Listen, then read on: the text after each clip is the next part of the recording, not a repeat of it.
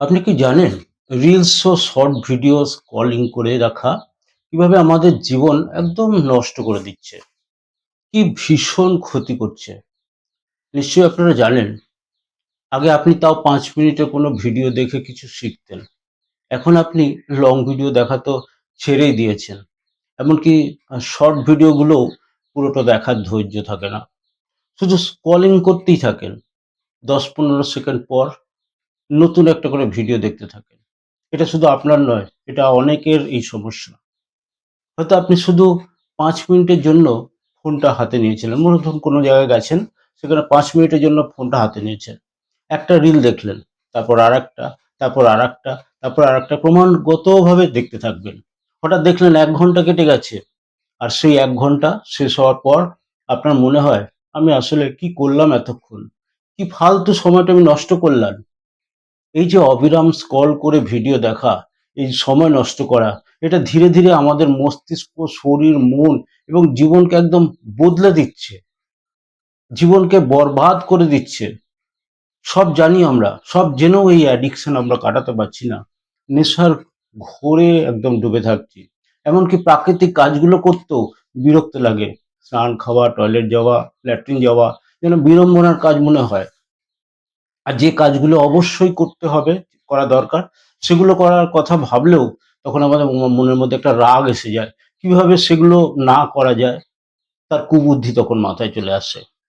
আজকের এই ভিডিওতে আমরা জানবো যে এই ধরনের ছোট ভিডিও কেন বিপজ্জনক হতে পারে এবং কিভাবে এটা আমাদের জীবনকে ধীরে ধীরে ধীরে ধীরে একদম নষ্ট করে দিচ্ছে এবং কিভাবে এর থেকে আমরা মুক্তি পেতে পারি। প্রথমত হচ্ছে, আমাদের একটা ডোপামিনের ফাঁদ হয়। আমাদের মস্তিষ্কে একটা রাসায়নিক পদার্থ আছে, আমরা এখন সবাই নামটা জেনে গেছি, সেটাকে বলা হয় ডোপামিন। এই রাসায়নিকটি আমাদের মস্তিষ্কের থেকে নিঃসৃত হয় যখন আমরা কিছু আনন্দদায়ক দেখি বা পাই, তখন মস্তিষ্কে ডোপামিন নিঃসৃত হয়। এটাই আমাদের একটা ভালো লাগার একটা সুন্দর অনুভূতি মনের মধ্যে তৈরি হয়। শর্ট যে ভিডিওগুলো, সেই প্ল্যাটফর্মটা কিন্তু এইটাই কিন্তু ব্যবহার করছে, এই জিনিসটাই কিন্তু ব্যবহার করছে, এই ভালো লাগার অনুভূতিটাকে কাজে লাগাচ্ছে। প্রতিটি ভিডিও খুব ছোট, প্রতিটি ভিডিও নতুন, প্রতিটি ভিডিওতে থাকে কিছু মজার, উত্তেজনাপূর্ণ বা চমকপ্রদ কিছু, যেটা আমাদের মন সহজেই আকর্ষিত হয়। ফলে প্রতিবার ভিডিও বদলানোর সাথে সাথে আমাদের মস্তিষ্কে একটা ছোট্ট করে ডোপামিন হিট হয়, ডোপামিন নিঃসৃত হয়। আর এই ছোট ছোট আনন্দের যে টুকরোগুলোই আমাদেরকে বাধ্য করে আর একটা ভিডিও, আর একটা ভিডিও, আর একটা ভিডিও, আর একটা ভিডিও, এইভাবে দেখতে। এ এক অদ্ভুত ফাঁদে আমরা পড়ে গেছি সবাই। এটা ঠিক যেন একটা ডিজিটাল নেশা, এক ধরনের নেশায় আমরা বুঁদ হয়ে থাকার মতো ব্যাপার হচ্ছে। দ্বিতীয়ত হচ্ছে, মনোযোগ ধ্বংস হয়ে যাচ্ছে। আগে মানুষ একটা বই পড়তে পারতো ঘন্টার পর ঘন্টা, একটা বিষয় নিয়ে গভীরভাবে চিন্তা করতে পারতো। কিন্তু এখন অনেক মানুষের অবস্থাটা কি দাঁড়িয়েছে, তারা চিন্তা করতে পারে না। একটা ভিডিও যদি ১০ সেকেন্ডও তার বোরিং লাগে, তাহলেই আমরা কিন্তু স্ক্রল করে পরেরটায় চলে যাই। মানে সেই ১০ সেকেন্ডটাও আমরা অনেক সময় ব্যয় করি না। এতে আমাদের মস্তিষ্ক ধীরে ধীরে অভ্যস্ত হয়ে যায়, এমন একটা অভ্যাস হয়ে যাচ্ছে যেখানে দ্রুত উত্তেজনা না থাকলে আমি মনোযোগ দেব না, এই মানসিকতা তৈরি হয়ে যাচ্ছে। ফলে কি হয়, আমাদের পড়াশোনায় মন বসে না। যারা যুবক যুবতী, তাদের পড়াশোনায় মন বসছে না, কাজ করতে ইচ্ছা করে না যারা কাজ করেন, বই পড়তে বিরক্ত লাগে, গভীরভাবে যে চিন্তা করার ক্ষমতা তখন আমাদের কিন্তু নষ্ট হয়ে যাচ্ছে। আমরা কিছু গভীরভাবে এখন ভাবতে পারি না। অর্থাৎ আমাদের মনোযোগ দেওয়ার ক্ষমতাটাই নষ্ট হয়ে যাচ্ছে। তৃতীয়ত হচ্ছে, বাস্তব জীবনকে নিস্তেজ বলে মনে হয়। ছোট ছোট ভিডিওগুলোতে কি দেখি আমরা? কারোর বিলাসবহুল জীবন, কারোর নিখুঁত সৌন্দর্য, কারোর অসাধারণ প্রতিভা, কারোর চমকপ্রদ মুহূর্ত, উত্তেজনাকর মুহূর্ত। কিন্তু একটা জিনিস আমরা ভুলে যাই, এই ভিডিওগুলোতে যেগুলো দেখানো হয়, সেগুলো কিন্তু মানুষের জীবনের সাজানো ৫ সেকেন্ড। এগুলো সাজিয়ে নিয়ে অনেক সময় করা হয়। বাস্তব জীবন কিন্তু এত দ্রুত, এত উত্তেজনাপূর্ণ নয়। ফলে যখন আমরা বাস্তব জীবনে ফিরে আসি, তখন বাস্তব জীবনটা আবার ডাল মনে হয়, নিষ্প্রভ মনে হয়।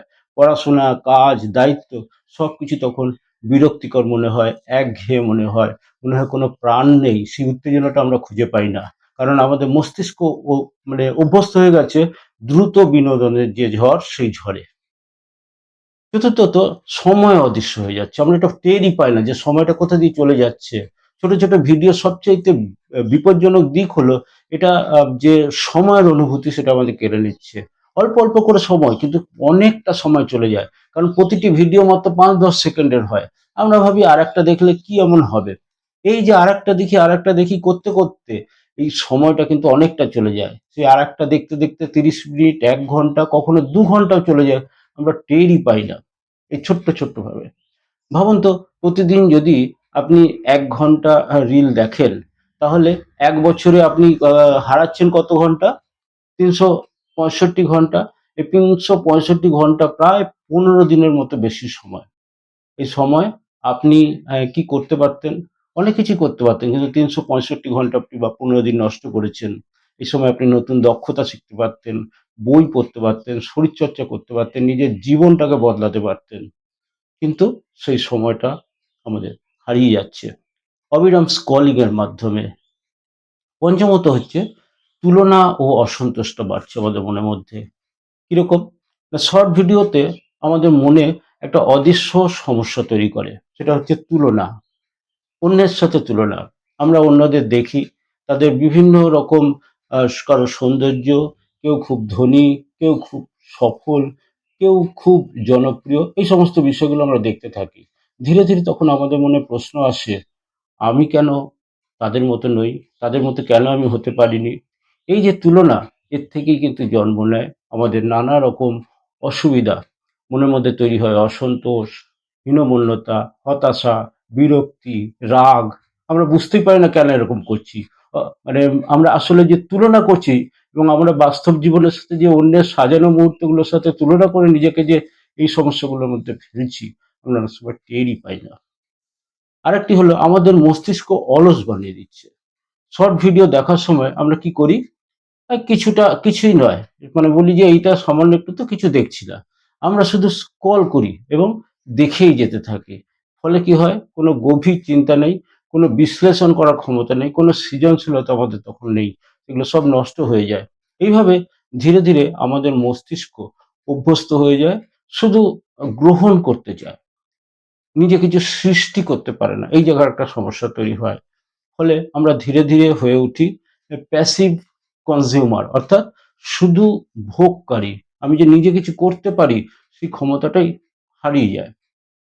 তাহলে আমাদের এই সমস্যা থেকে সমাধান কি আছে? মনে রাখতে হবে, প্রযুক্তি কিন্তু শত্রু নয়। সমস্যা হচ্ছে আমাদের ব্যবহার। আমরা কিভাবে প্রযুক্তিটাকে ব্যবহার করছি। আপনি চাইলে কিছু কিছু ছোট ছোট নিয়ম মেনে চলতে পারেন এই সমস্যা থেকে বেরোতে গেলে। প্রতিদিন নির্দিষ্ট সময়ের বেশি রিল বা এই ছোট ভিডিও না দেখা, ঘুমানোর আগে ফোন ব্যবহার না করা, ফোনের বদলে বই পড়া বা এগুলো কিছু শেখার চেষ্টা করা দরকার। মাঝে মাঝে ডোপামিন যে ডিটক্স বলে যে পদ্ধতিগুলো আছে, সেগুলো করা দরকার হয়। ধীরে ধীরে আপনার মন আবার গভীর চিন্তা ও মনোযোগে কিন্তু ফিরে আসবে। এটা কিন্তু অভ্যাস। মনে যদি চায়, তাহলে আমরা এটা করতেই পারি সবাই। শেষ কথা, যে এই শর্ট ভিডিওগুলো হয়তো কয়েক সেকেন্ডের, কিন্তু যদি সাবধান হই, তাহলে এই কয়েক সেকেন্ডের ভিডিওগুলি আপনার ঘন্টার পর ঘন্টা, দিনের পর দিন, বছরের পর বছর সময় কেড়ে নিতে পারে। এটা কিন্তু মাথার মধ্যে আমাদের ঢোকাতে হবে। মনে রাখবেন, আপনার জীবন তৈরি হয় আপনার সময় দিয়ে। সময় দ্বিতীয়বার ফিরে আসে না। সেটা কিভাবে ব্যবহার করছেন তার উপরেই নির্ভর করে। আর যদি আপনার সময়টাই স্ক্রল করতে করতে হারিয়ে যায়, তাহলে একদিন হঠাৎ আপনি বুঝবেন যে আপনি কি করলেন। আপনি অনেক কিছু দেখেছেন স্ক্রল করে করে, কিন্তু নিজের জীবনটাকে খুব কম দিনই বাঁচার মতো বেঁচেছেন।